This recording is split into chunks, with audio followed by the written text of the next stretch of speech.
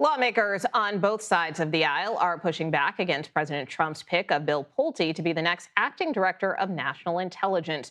Over the weekend, Oklahoma Republican Senator James Lankford said Pulte is not qualified to serve as DNI director, even though President Trump says the appointment is temporary. Taurean Small is on Capitol Hill with the very latest. And Taurean, this debate over Pulte's credentials comes as Congress faces a critical deadline this week over FISA, the government surveillance program. So do you think congressional leaders can pass this, or could this potentially be held up over Pulte's role, even if it's only temporary?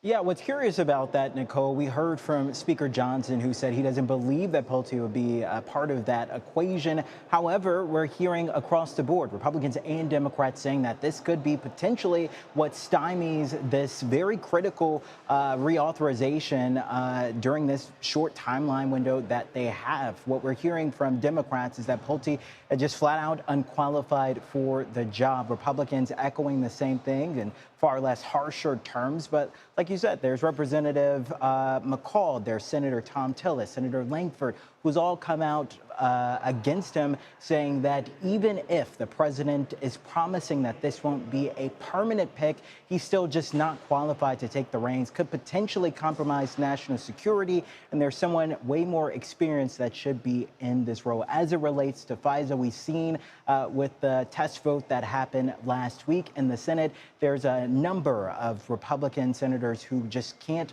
get behind reauthorizing this for a number of reasons, but also including Pulte there being a part of this.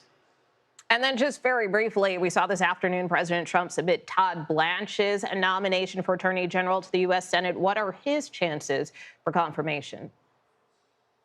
Well, we'll see. I mean, he does have support among quite a few Republicans, but there are a few outliers or potential wild cards that we'll be watching. We have a number of senators who've been successfully primaried by President Trump's picks. That's Senator Cornyn. We have a retiring senator and Tillis that's also stepping down. They could be potentially the ones to stop his confirmation. But I think ultimately what we saw during his hearing on the budget last week and the week before was a concern around that anti-weaponization fund potentially looming over a potential nomination from the president. Now that it's made permanent, we know that Blanche said that he would not pursue it. The Trump administration wouldn't pursue it, which potentially assuage some of those concerns from Republicans. But again, a number of wild cards on the Hill that could potentially be a thorn in Blanche's side.